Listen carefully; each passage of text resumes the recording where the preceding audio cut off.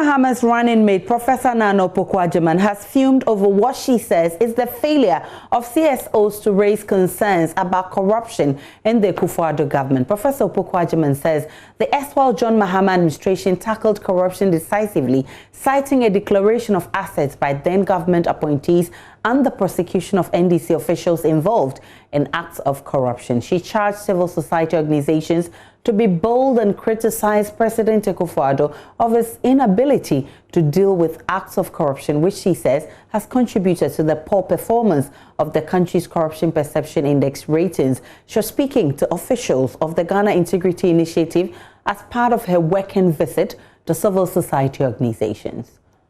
Important that we apply rules fairly in our judiciary system. Are the laws applied fairly? When they are not applied fairly, you also open the doors to corruption.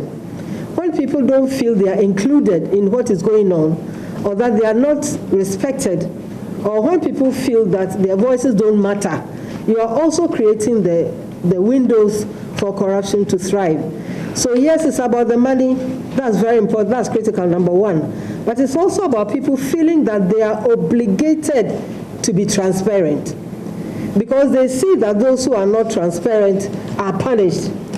When we are talking about Operation Stink, it's not coming from nowhere. In our previous government, you saw our president prosecute his own. Has that continued? So you see, when we get to a place where we say, oh, on the CPI we are 40% and so, please don't generalize. Let us know, where were we at what time?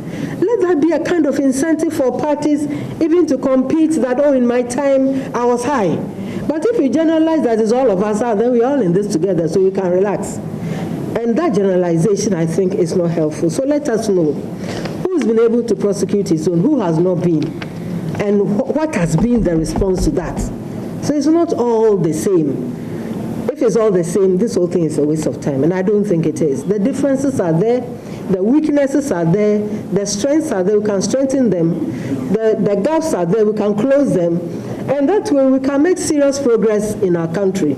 Otherwise, oh, you are obi anebanye nti ebeyeden. Wanya kura butu mama papa nti.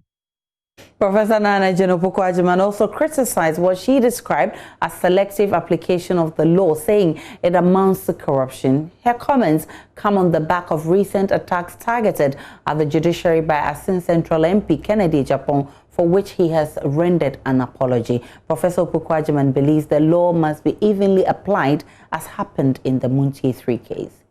If you're going to talk about name and shame, it should be consistent. If you're going to apply the laws, it should be consistent. If you're going to apply the punishments, it should be consistent. If you say somebody has scandalized the law courts and you allow the process to go through, the person has apologized, has done everything, the law took its course.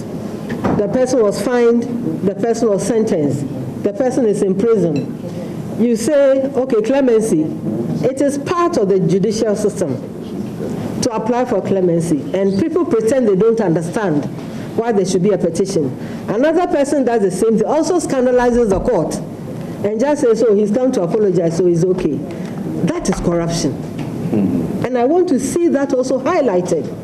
That is corruption. You are not allowing us to abide by the rules of telling the truth. So these are the things that I think we should be very, very sharply focused on in order to move on. Otherwise, you see, it creates a kind of cynicism among the youth, and that's dangerous. These are the future. And if they already don't believe in anything, then it's as if we are sitting here creating like a refugee camp where people have no future and therefore they can destroy anything.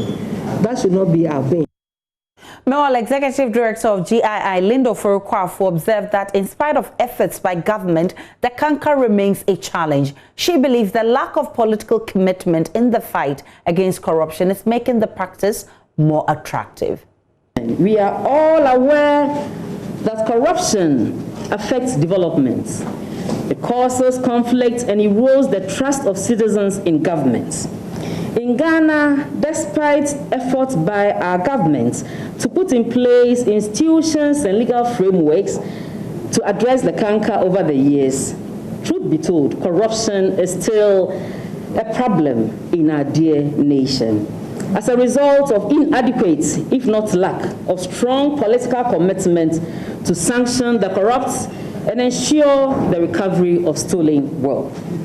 Ghana's score on the 2019 Corruption Perception Index, though higher than some other countries in the sub-region, was 41 out of a clean score of 100, a score even below the global average, and a real cause for concern for all of us as a people. If you are scoring 41 out of 100, then I'm sure as a country we all know we are not doing very well.